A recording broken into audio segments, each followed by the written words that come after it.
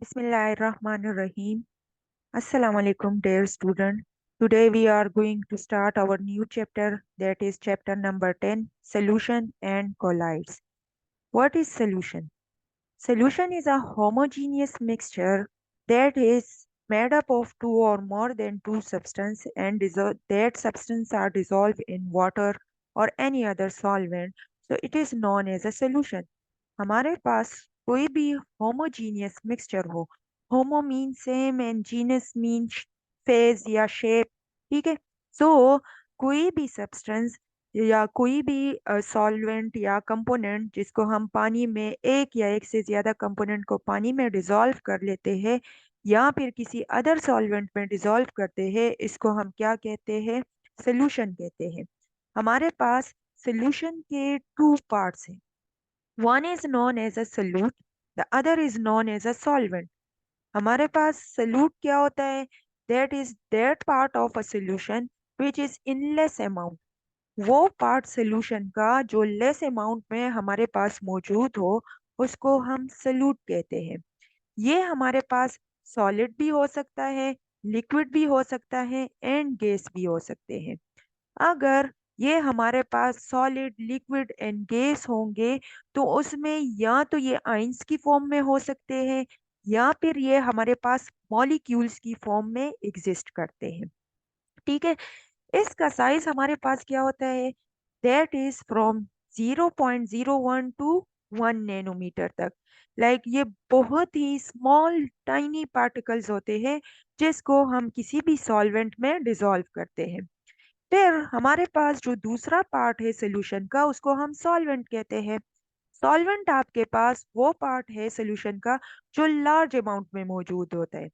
जैसे कि सिंपल सी मिसाल हम ले लेते हैं, हम शरबत बनाते हैं तो शरबत में हम चीनी डाल देते हैं या फिर कलर डाल देते हैं, फूड कलर, और हमारे पास क्या आ जाता है?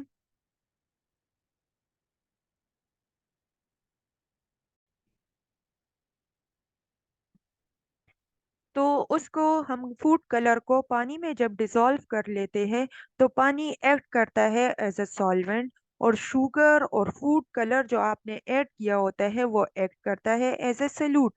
अब हमारे पास जो सोल्यूशन बन जाता है, इसकी कुछ प्रॉपर्टीज भी है। It is a homogeneous mixture, और हर किस्म के डायरेक्शन से अगर हम इसको स्टडी करते हैं तो आपके पास ये ऑल पॉइंट पे सेम ही होगा। फिर ये हमारे पास क्या है कि it can not be separated by filtration और सेंट्रिफिकेशन।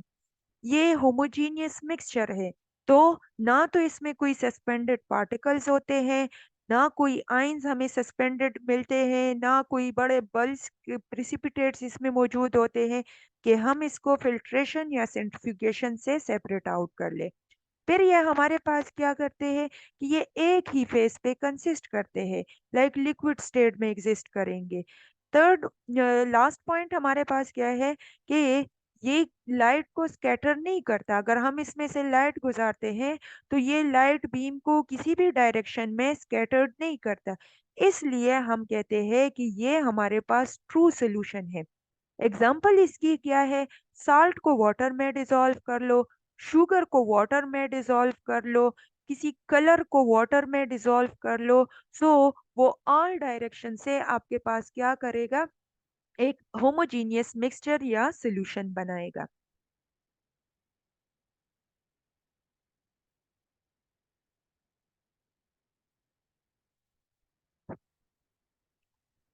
फिर हमारे पास सेकंड पॉइंट आता है, दैट इज कोलाइड्स। कोलाइड्स आपके पास क्या है? It consist of two words. कोला मीन ग्लू, आइड्स mean like. It is proposed by Graham.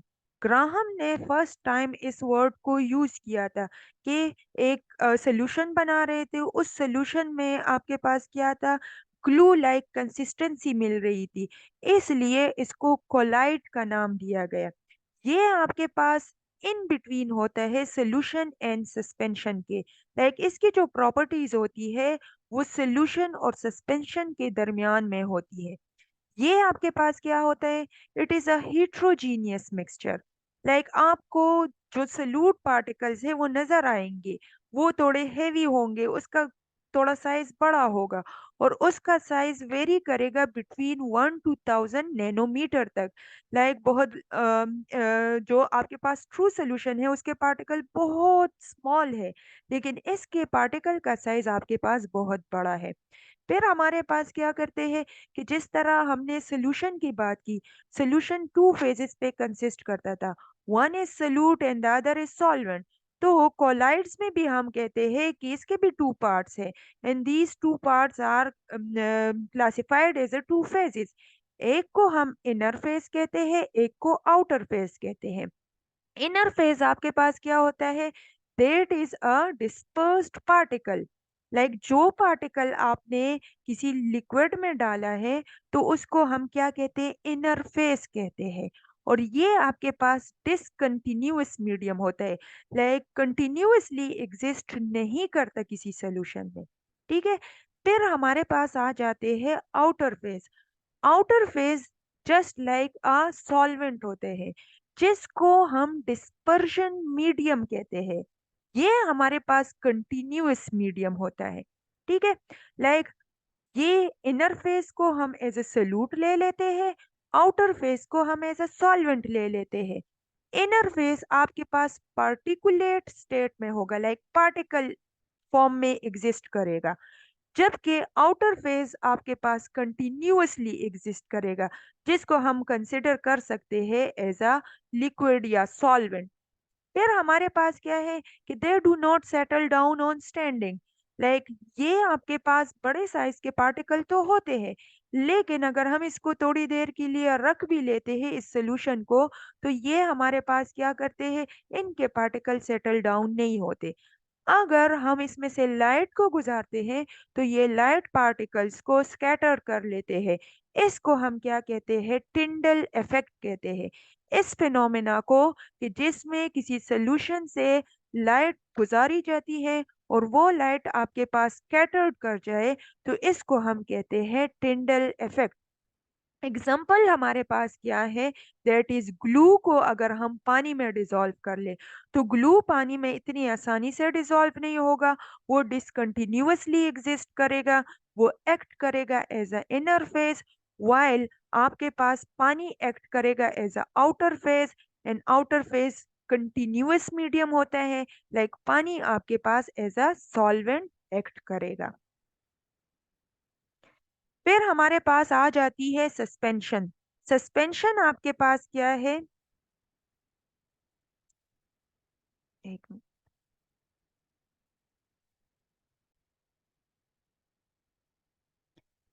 Okay, फिर इसके बाद हम बात कर लेते हैं सस्पेंशन की। सस्पेंशन भी आपके पास हीट्रोजीनियस मिक्सचर होता है। इसमें पार्टिकल का साइज ग्रेटर देन 1000 नैनोमीटर होता है। अगर हम इसको थोड़ी देर के लिए रख लेते हैं, तो आपके पास पार्टिकल सेटल डाउन होते हैं ऑन स्टैंडिंग। ठीक है।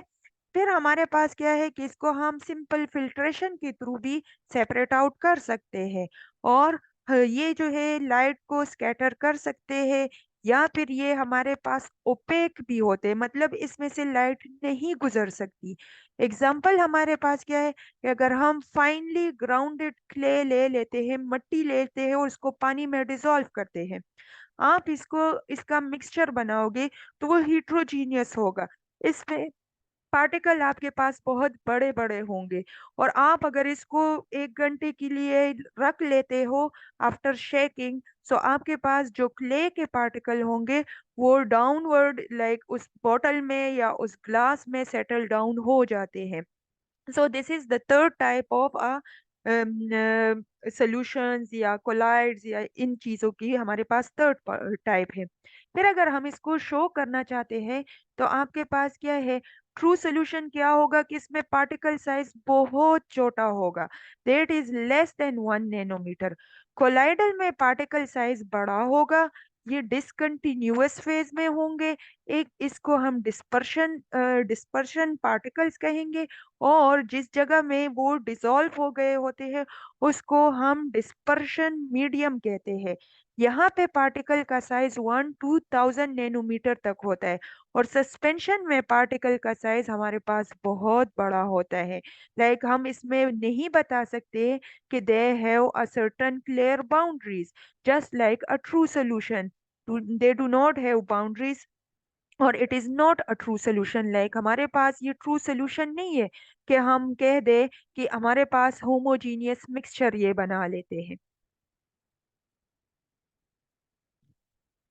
फिर हम बात कर लेते हैं हाइड्रोफिलिक एंड हाइड्रोफोबिक की। हाइड्रोफिलिक कोलाइड्स, कुछ हमारे पास कोलाइड्स होते हैं उसको हम कहते हैं हाइड्रोफिलिक। कुछ हमारे पास कोलाइड्स होते हैं उनको हम कहते हैं hydrophobic. Hydro mean water, philic या फाइल मीन लवर। वाटर कुछ हमारे पास कोलाइड्स वाटर लवर होते हैं। Hydrophobic means water fearing, phobic means phobia, like किसी चीज से डरना। तो कुछ हमारे पास कोलाइड्स होते हैं जो कि एक्ट करते हैं एज अ वाटर रिपेलेंट्स, या वाटर से उनको डर लगता है। So hydrophilic colloids are stable, there is a attractive forces exist between the hydrophilic colloids।